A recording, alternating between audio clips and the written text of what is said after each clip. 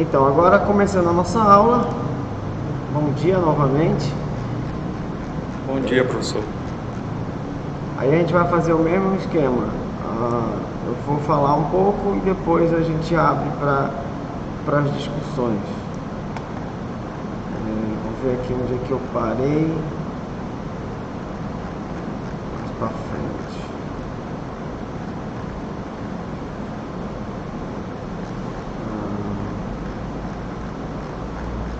Falei de agricultura familiar na última aula.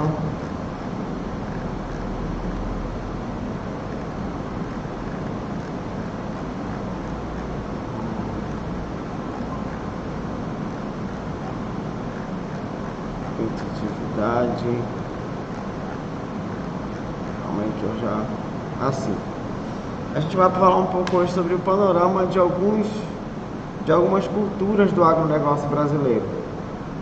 A gente viu na aula passada que o Brasil é líder em produção mundial em algumas culturas, e a gente vai explicar como é esse processo, né, como é essa dinâmica de produção dessas culturas. E a gente vai começar com talvez a mais importante de todas, que é a soja, né, que tem um papel fundamental na balança comercial do Brasil.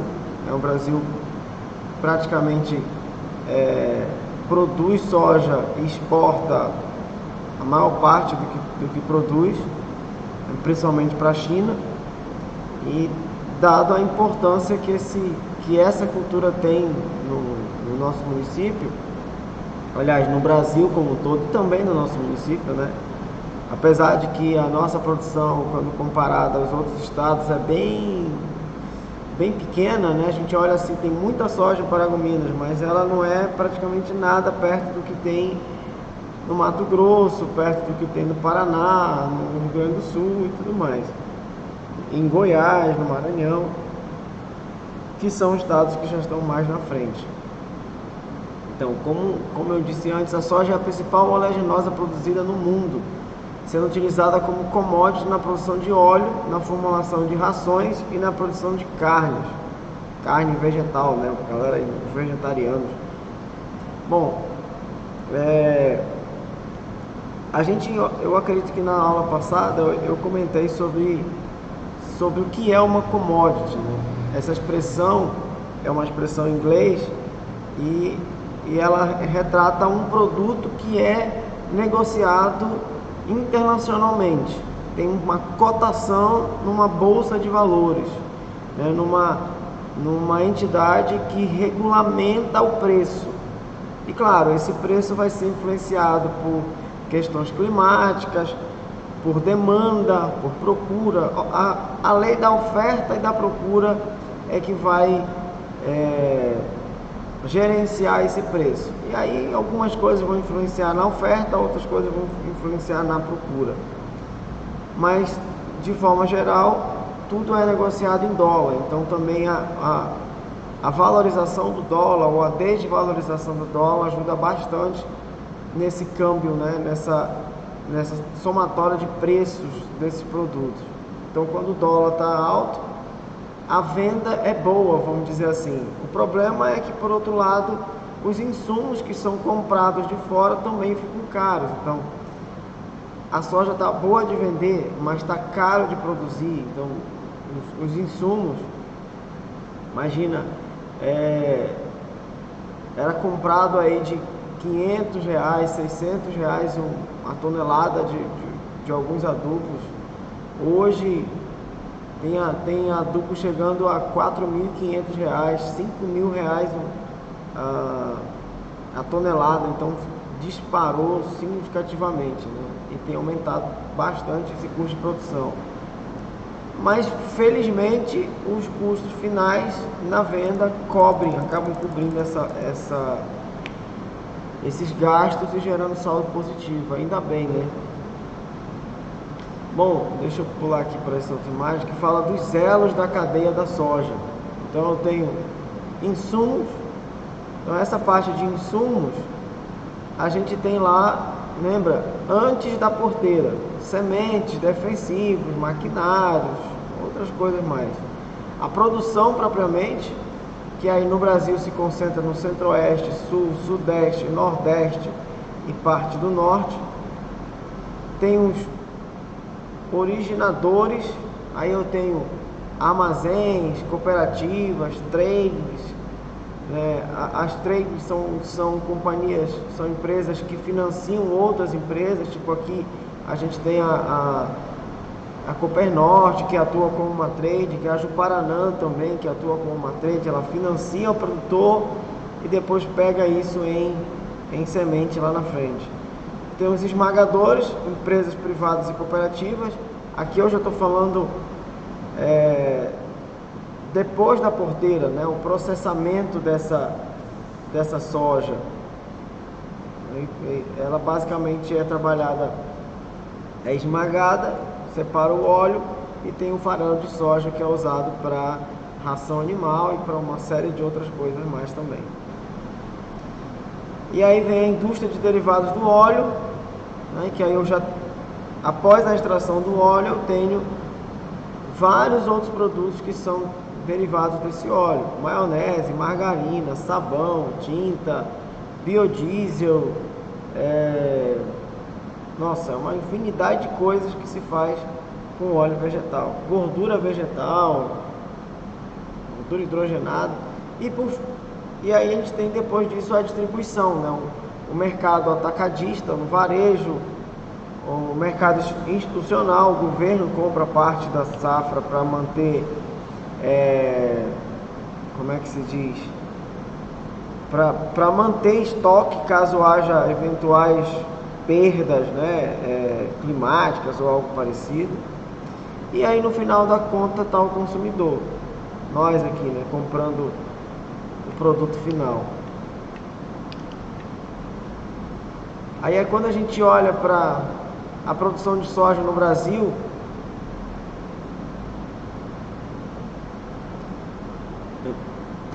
dos anos 2000 a 2019, a gente percebe, né, um aumento significativo. A gente praticamente triplica, na verdade mais do que triplica, 4 vezes o valor da produção. O que aconteceu nesse período para que essa produção pudesse aumentar significativamente? Primeiro foi a expansão de áreas, né? A soja ela começou a ser cultivada no sul e ela veio descendo para o resto do Brasil. Então, um dos principais fatores é essa expansão de área. O segundo fator é aumento de produtividade, então variedades mais produtivas, então gerando maiores rendimentos. E o terceiro fator são safras consecutivas, né? Fazendo 2 safras por ano. Em alguns locais a gente tem registro de 3 sacas por ano. Então tem um percentual significativo de aumento nesse tempo. Aqui a gente tem um destino da exportação do complexo soja em 2019 em dólares. Então, cadê minha legenda? Você percebe aí, ó, América Latina e Caribe, uma pequena parte, nem 5%. Para a União Europeia, aí em torno de 15%, 18%. Para a China, a gente tem mais de 60% da nossa exportação para a China, e para outros países aí em torno de 20% mais ou menos para outros países. Então, o nosso grande comprador é a China. Então, qualquer problema que a gente tiver com a China pode acarretar prejuízo gigantesco para a nossa produção. E quando a gente vai para o campo político, né, tem uma briga muito grande: a China é comunista, a China é isso, a China é aquilo, barra as coisas da China, mas a China é um mal necessário, eu posso dizer assim, porque nós somos dependentes deles, eles são dependentes de nós também, porque eles precisam da nossa soja, mas eles têm um poder de barganha maior, porque nós somos vendedores, eles são compradores. Então eles podem criar mecanismos para diminuir o nosso preço, né? Fazer estoque e tudo mais, e de repente começar a pressionar para o preço cair. Isso acaba prejudicando a nossa economia. Então as relações diplomáticas, elas precisam ser muito bem trabalhadas para que a gente não tenha reflexos disso na economia. Eu vou falar mais para frente da carne. A gente viveu recentemente um embargo da carne, né, que vai exportada para a China, e acabou tendo um prejuízo muito grande a alguns frigoríficos que fecharam, inclusive, por conta desse embargo. Mas eu falo lá para quando eu estiver comentando sobre carne. Aí a gente vê a participação por região na produção de soja. Então vejam só, o norte 5%, o nordeste 9%, centro-oeste 46%, sudeste 7% e sul 33%. Então a maior concentração de soja no Brasil está no centro-oeste, né, Goiás, Mato Grosso, e na região sul, principalmente Paraná e Rio Grande do Sul, que são onde tem as melhores produtividades de soja, né? Veja que são dados de 2020, né, da Conab, Companhia Nacional de Abastecimento. Aí quando a gente olha para as potencialidades da soja, a gente percebe o seguinte: os setores do agronegócio, né, do agrobusiness, enxergam a China como o maior promissor país no consumo de alimentos e fibras, sendo responsável pelo aumento do comércio de produtos agroindustriais e dos preços das commodities agrícolas, como soja e milho. Como consequência, a China aumentou sua participação como importadora desse mercado. Então, a China tem 1,4 bilhão de pessoas. Imagina o que é isso. O Brasil tem 200 e pouquinho milhões, então dá quase 7 populações brasileiras, né? 7 vezes a população brasileira, numa área muito parecida com a nossa. A China é um pouco maior do que o Brasil, mas quando a gente vai olhar para a topografia deles, por relevo, eles têm muita montanha e tudo mais, e acaba sendo, vamos dizer assim, elas por elas em relação a áreas agricultáveis, aliás, em áreas agricultáveis o Brasil tem mais área, então tem muita gente. Então, como o pessoal sempre diz, muita boca para alimentar, e eles não conseguem manter um padrão de alimentação muito alto. Por quê? Porque tem muita gente. Então eles trabalham muito com essas produções alternativas, carne de soja, né? Por que consomem muita soja? Na verdade, vai muita soja para lá não só para alimentação humana, vai soja também para alimentação animal. E quando a gente vai olhar o panorama da produção de soja, perto de 50% do que é produzido da soja vai para alimentação animal, não vai diretamente para o consumo. Então 50% do que é produzido da soja vai para alimentação animal. Então a gente percebe que não é tanto essa coisa de tem que alimentar as pessoas. Indiretamente sim, porque a alimentação do confinamento, no caso do gado, do frango, do suíno, vai gerar, né, alimentação direta na mesa.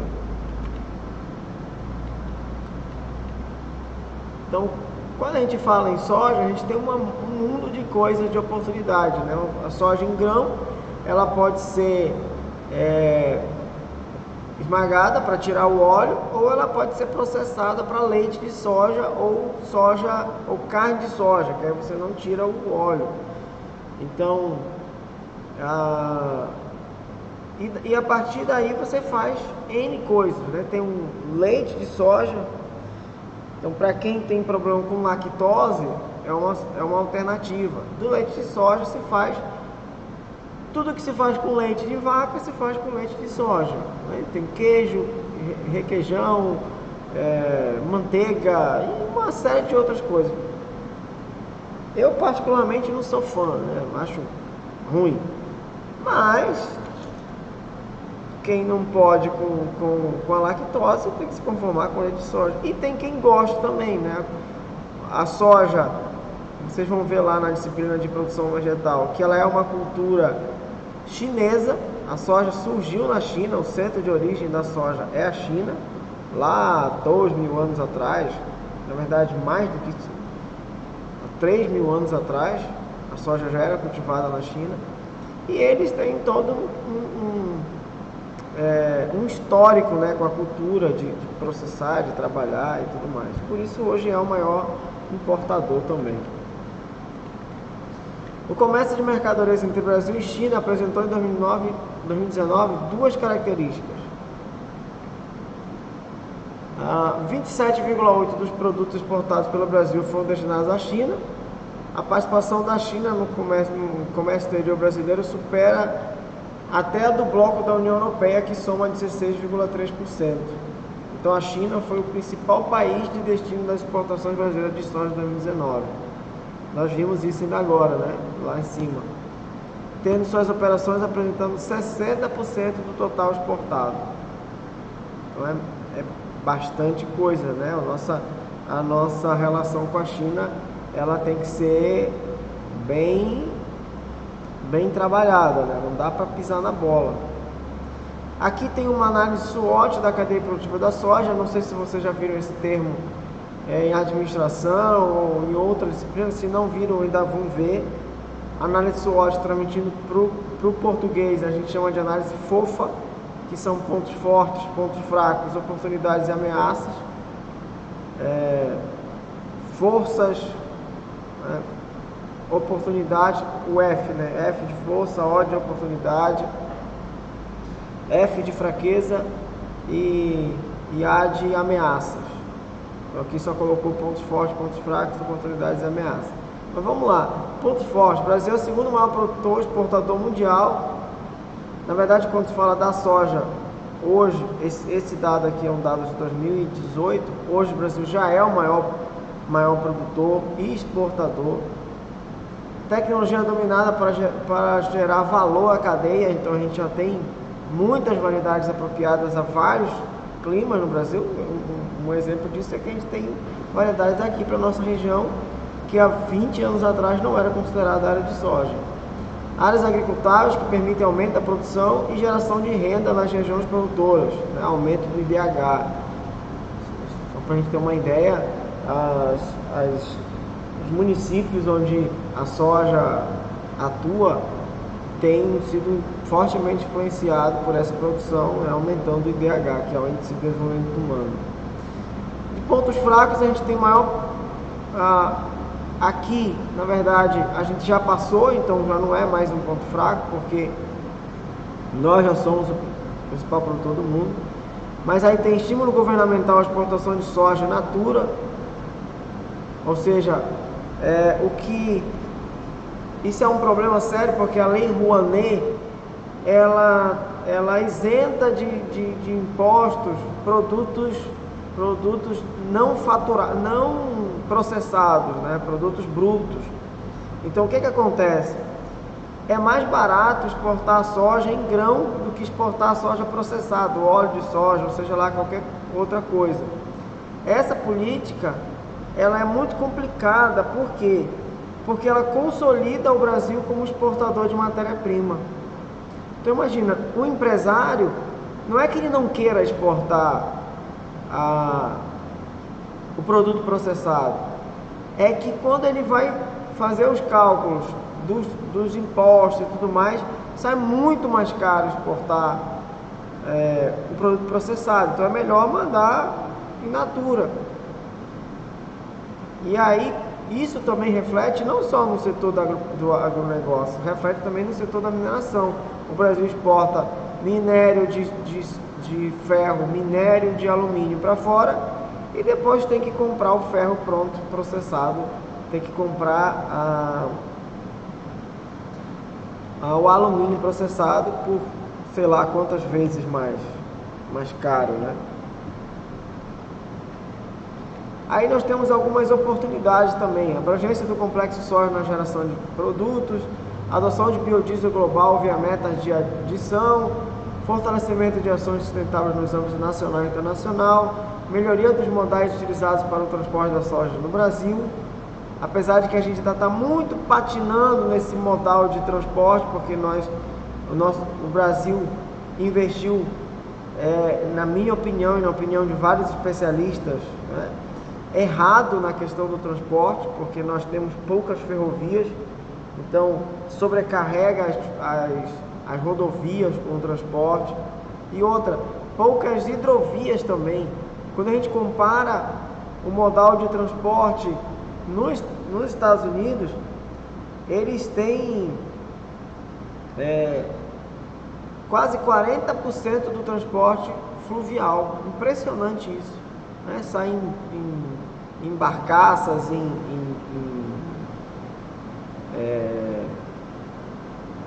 em balsas e tudo mais, e a gente, maior parte da nossa produção sai por rodovias. E aí imagina, um caminhão, um bitrem aí vai no máximo 50 toneladas, e quando você pega isso para uma barcaça, você tem 10, 20, 50 vezes mais do que isso. E como ameaças, as tarifas alfandegárias, né, que impedem a gente avançar no beneficiamento e exportação de produtos beneficiados, novas barreiras de entrada por países importadores e diferentes cobranças de ICMS pelos estados brasileiros. Também é um problema, porque às vezes o produto é produzido num estado e exportado por outro, aí o outro estado que cobra o ICMS. Então a distribuição também de renda ela é complicada por conta disso.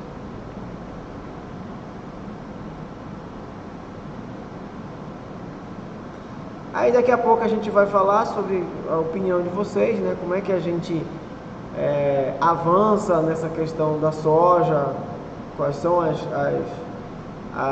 possibilidades que a gente tem, tudo mais.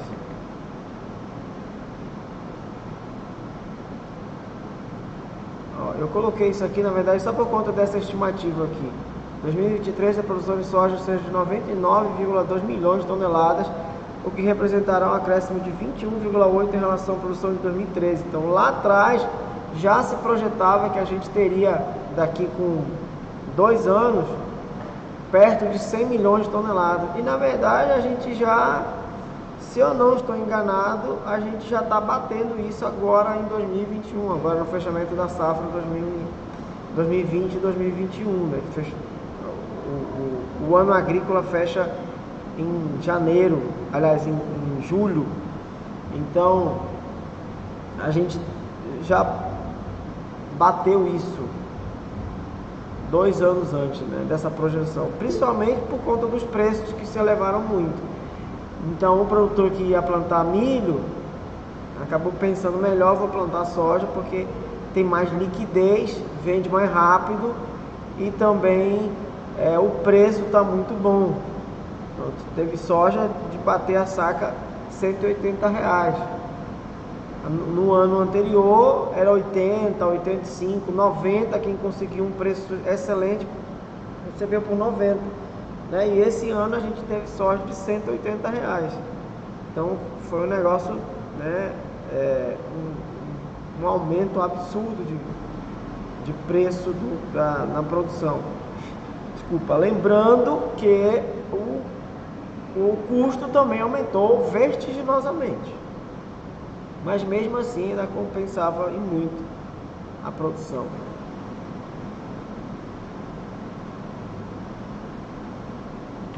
Aqui é uma projeção, né, de produção, consumo e exportação. Então, aí em cima a produção, você percebe que a gente, como eu falei, exporta metade do que produz. Então, consome a metade, exporta a metade. E aí a gente vai para o café. O café também é uma commodity, é trabalhado na Bolsa de Valores. A gente não tem plantio de café aqui.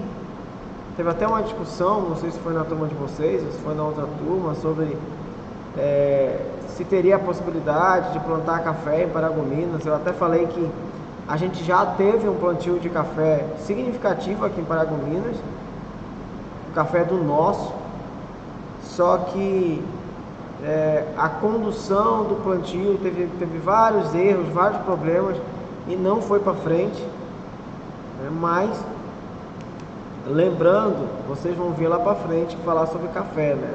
Tem uma disciplina lá de produção vegetal. Vocês vão ver que o café ele demanda de uma condição climática favorável. Na verdade, são duas espécies de café que existem. Uma é mais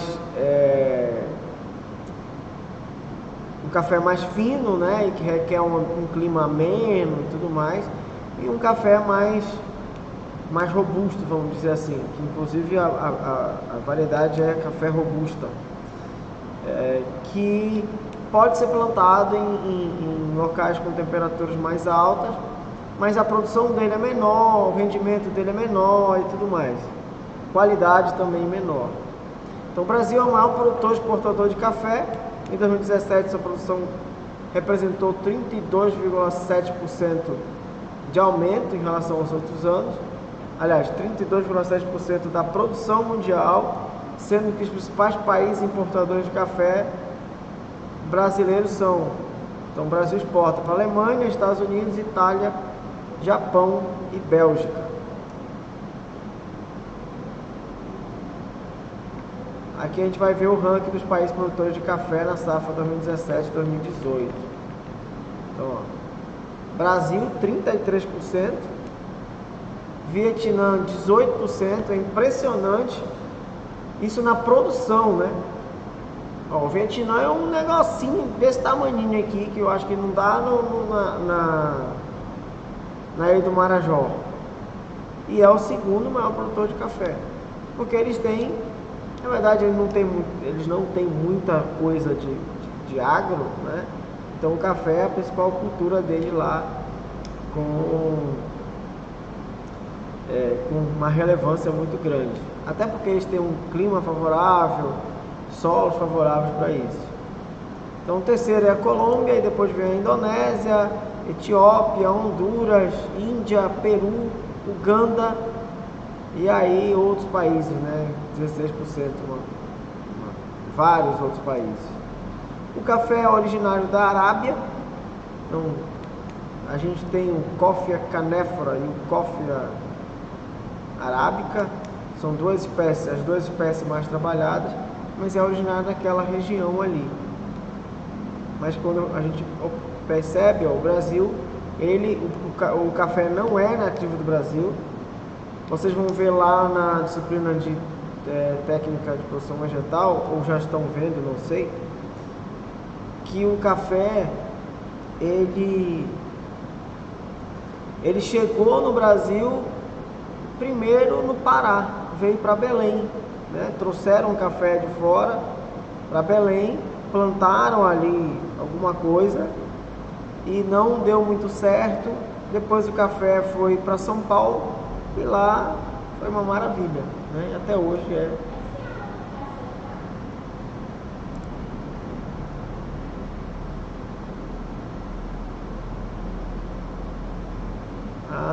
Já não está mais aqui para aceitar.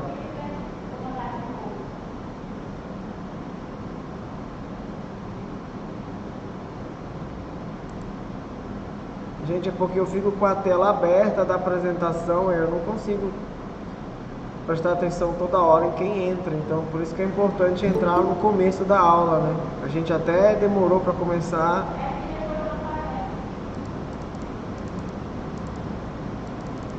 Mas vamos seguir aqui.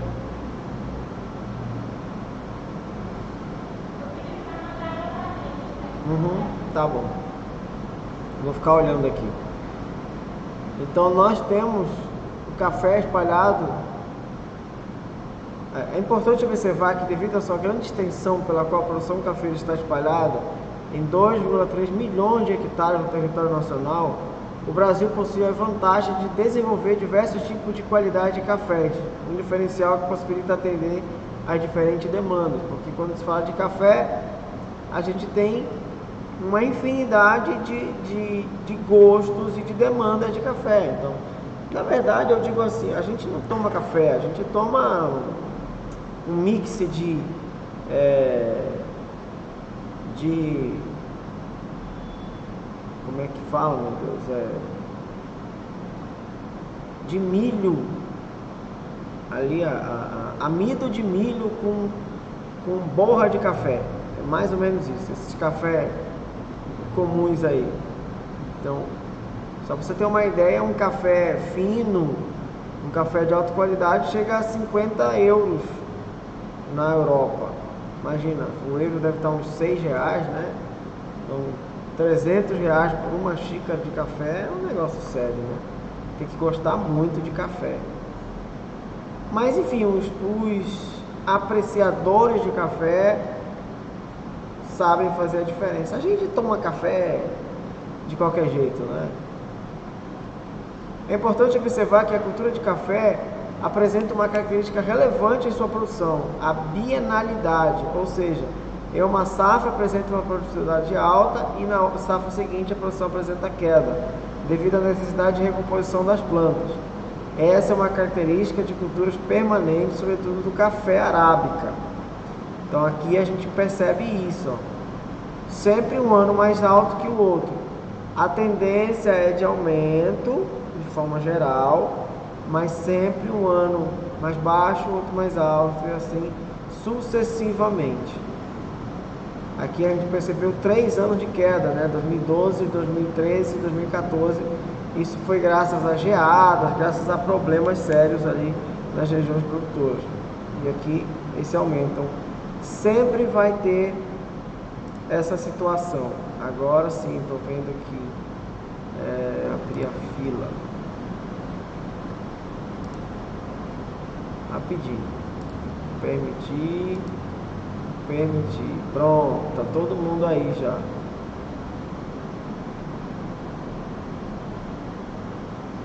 Vou voltar aqui para minha apresentação.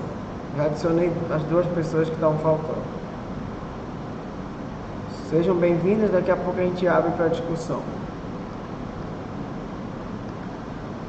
A variedade de café mais apreciada no mundo é a arábica e ela representa 59% da produção mundial da cultura de café. Trata-se de um grão bastante achatado e alongado que gera um café fino com alto valor comercial. A qualidade desse grão está relacionada com a altitude em que ele é plantado, né? Áreas acima de 900 metros de altitude. Então, o café arábica é o melhor café. Não sei se vocês acompanham o Globo Rural, hein?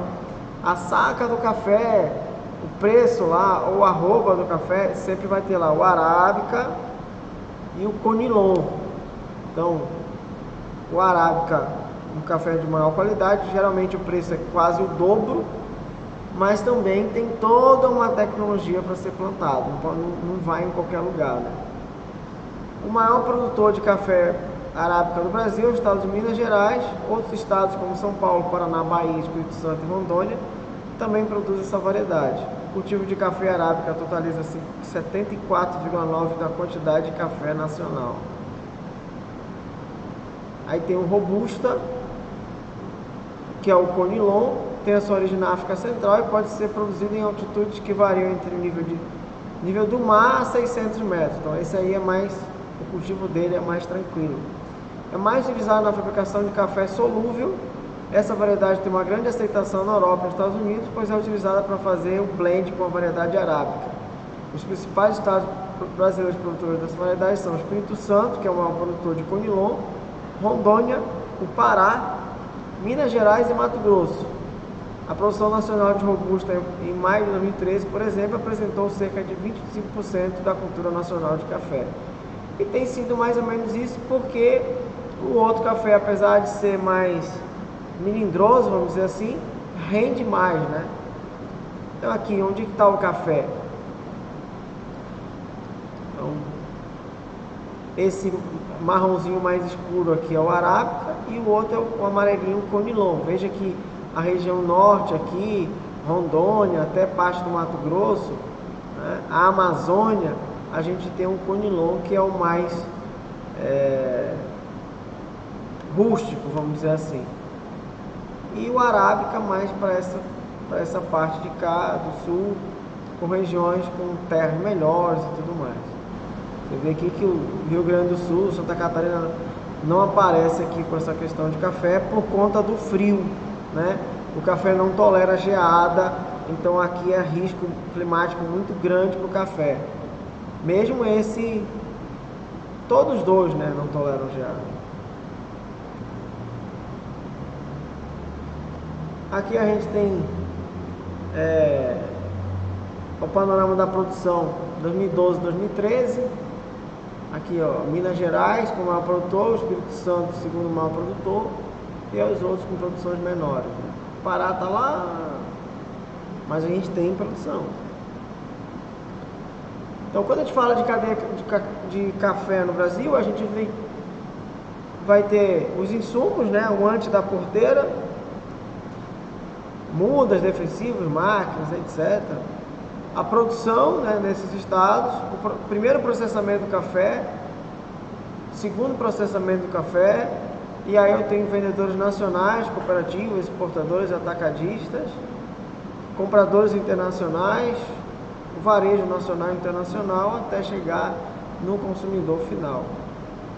Então tem todo um processo, né, para você conseguir chegar. Inclusive a gente tem um café solúvel, né, e o café, como diz o outro, o café que você faz direto, usa direto ele, e o café que você tem que coar e tudo mais.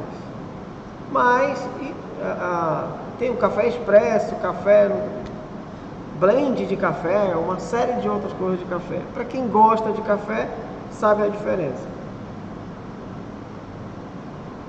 Apesar de que o brasileiro gosta do cafezinho, que é a borra do café, né? Uma mistura com café. Essa que é a verdade. A gente não toma um café fino, de fato, com algumas exceções, né? Então, o consumo per capita de café verde e café torrado. Então, quilo de café verde, quilo de café torrado, quilo por habitantes, olha só. Então, em 2010, vamos pegar em 2010, 5 quilos, 6 quilos, na verdade, de café por habitante. Até um tempo desse atrás eu não estava nessa estimativa aí, porque não tomava café, passei a tomar mais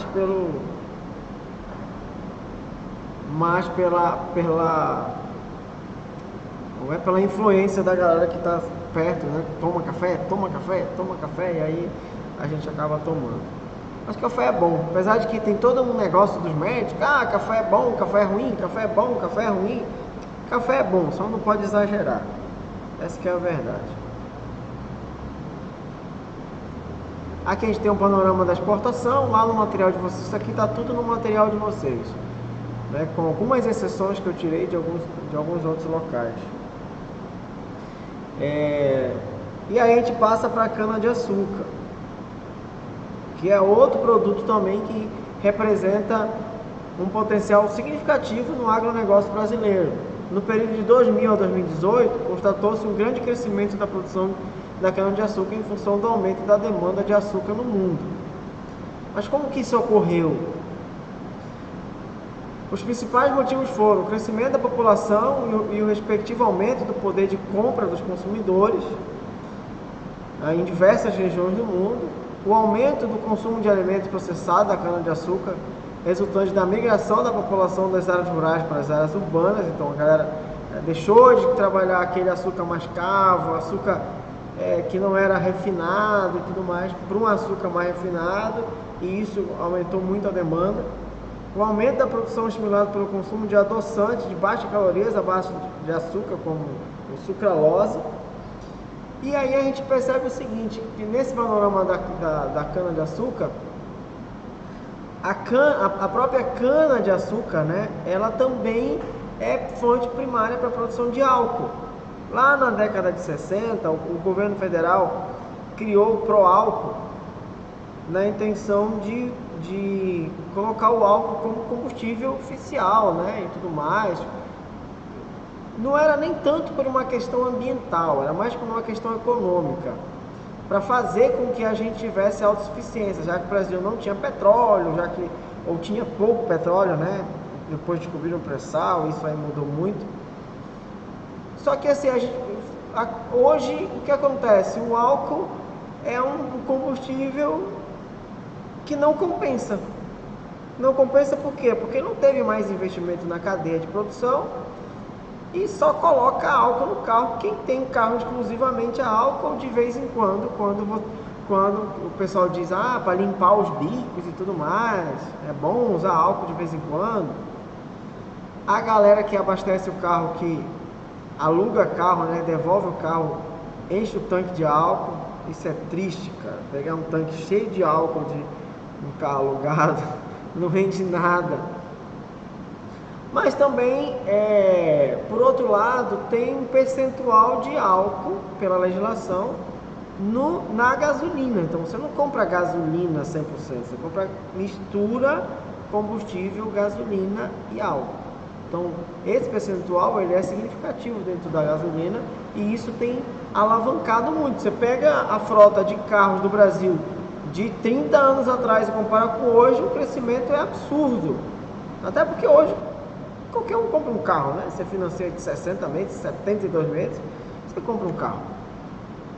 Não que isso seja ruim, mas a gente tem um avanço significativo de carro. O combustível a 7,16, 7,30, comum, e todo mundo está usando o carro para cima e para baixo aí, de boa, né? Isso já é outra história para a gente debater, né? Aí a gente tem a produção em toneladas ao longo dos anos, até 2017. Aí você vê que há uma crescente, na verdade, sobe, depois desce, muito pelos incentivos e também pela demanda, ou seja, se produz açúcar ou álcool na cana-de-açúcar. Então essa é uma questão interessante, né? O que o mercado faz? O mercado vai produzir o que é melhor. Está pagando mais álcool? Vai produzir álcool. Está pagando mais açúcar? Vai produzir açúcar. Não interessa se o pessoal quer açúcar para adoçar as coisas. Se o mercado paga mais para o álcool, a indústria vai para o álcool, porque é mais rentável, né? É uma questão de lógica. Participação mundial dos países produtores de cana-de-açúcar, então o Brasil 22%, a Índia 10%, União Europeia em geral 6%, Tailândia 6%, China 6%, Estados Unidos 4%, e aí o resto dos outros países 26%. Então o Brasil é líder absoluto na produção de cana-de-açúcar no mundo. Apesar de que nos Estados Unidos eles têm álcool de milho, né? Tem um incentivo muito forte lá na questão da produção do milho para álcool, né? Você vê que o rendimento é muito diferente. A cana-de-açúcar ela rende 20 alguma coisa por cento, o milho 6, 8%. Então é uma absurda a diferença. E custo de produção também muito diferente. A cana é muito mais barata. Aqui a produção de cana no Brasil, né? O norte quase não aparece, aqui embaixo, encostado no zero. Quem mais produz, né, é a região sudeste. São Paulo, aquela região ali. Tem um pouco no nordeste também. E no centro-oeste. Aí, como eu já falei, a questão dos biocombustíveis, né, o álcool como biocombustível, tem toda esse apelo para que seja consolidado, apesar de que a tendência mundial é que os carros, a partir de 2025, eles sejam substituídos, já está nessa substituição, por carros elétricos. Então nem o álcool vai entrar mais no processo. Não é à toa que os preços subiram vertiginosamente de carro. Isso é estratégico para começar a acostumar a população com preços altos, para que comece a comprar carros elétricos né? O viés de fundo é a substituição da matriz energética do petróleo por uma matriz menos contaminante, que é a energia elétrica, e daqui a pouco o carro elétrico vão ser a realidade e o álcool vai ficar de segunda mão, vamos dizer assim. Vai ter um impacto significativo, né, na cana-de-açúcar. Bom, essa é uma leitura geral, né? A gente, os economistas têm previsões mais precisas e tudo mais.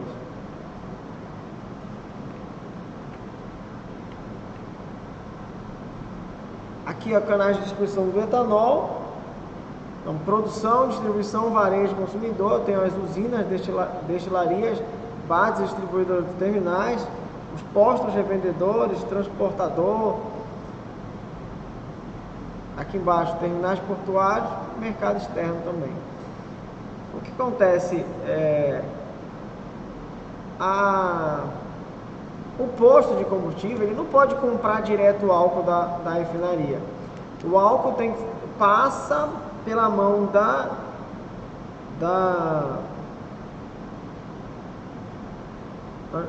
como é que é? Agência Reguladora de Petróleo, de Gás e Petróleo, de não sei mais o que,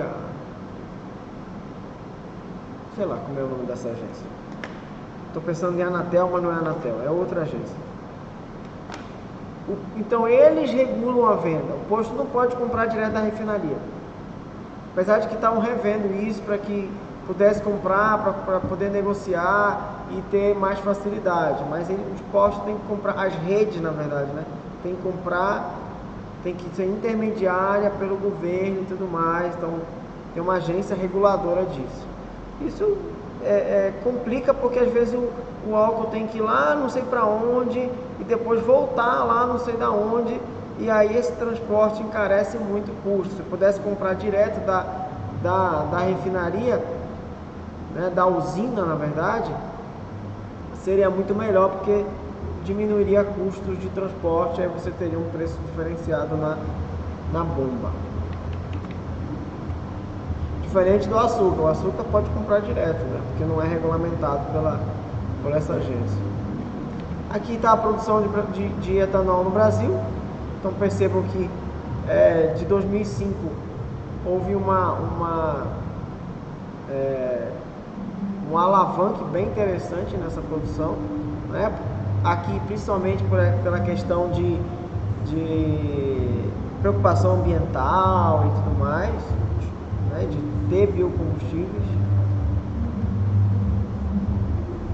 Aí em 2008 teve a crise financeira mundial, levando a cessão dos investimentos do setor. Dessa forma o crédito diminuiu bastante, comprometendo a expansão dos canaviais e o investimento em pesquisas e cuidados fitossanitários. Então a gente teve um problema seríssimo lá pelo ano de 2008, né? A crise mundial parou muita coisa, inclusive os biocombustíveis, né? Porque não foi só o álcool, foi o biodiesel também. Tinha um programa muito grande sobre